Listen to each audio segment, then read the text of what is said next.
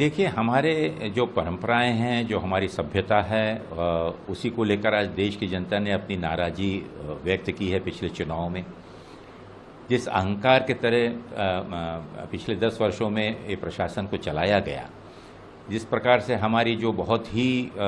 मजबूत परंपराएं जो रही हैं, जो हमारे यहाँ की मान्यताएं रही हैं, चाहे विपक्ष को लेकर हो, चाहे शासन कर रहे पक्ष के लिए हो, एक शासक और विपक्ष ये दोनों हमेशा साथ साथ चले हैं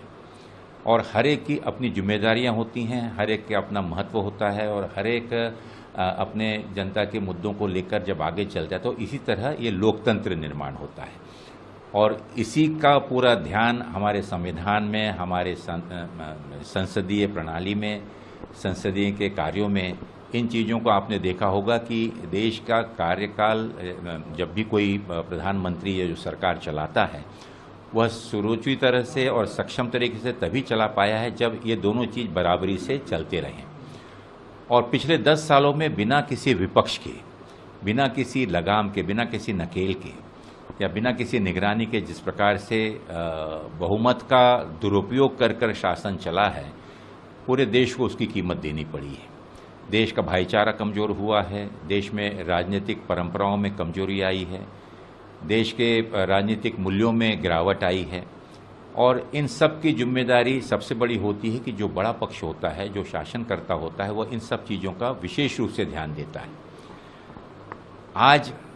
तीसरी बार माननीय मोदी जी शपथ ले रहे हैं। निश्चित रूप से एनडीए का बहुमत है,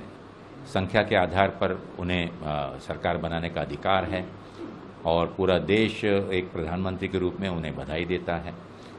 लेकिन आवश्यक यह है कि अगर इस तीसरी बार के इस दौर में अगर वो इन सभी गलतियों का ध्यान रखकर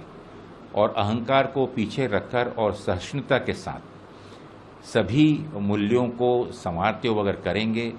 तो इस देश का भला होगा, भाईचारा मजबूत होगा और शासन करने में उन्हें सफलता मिलेगी। हमसे जुड़े रहने के लिए हमारे YouTube चैनल को सब्सक्राइब करें और नई वीडियो की नोटिफिकेशन के लिए बेल आइकॉन को दबाएं।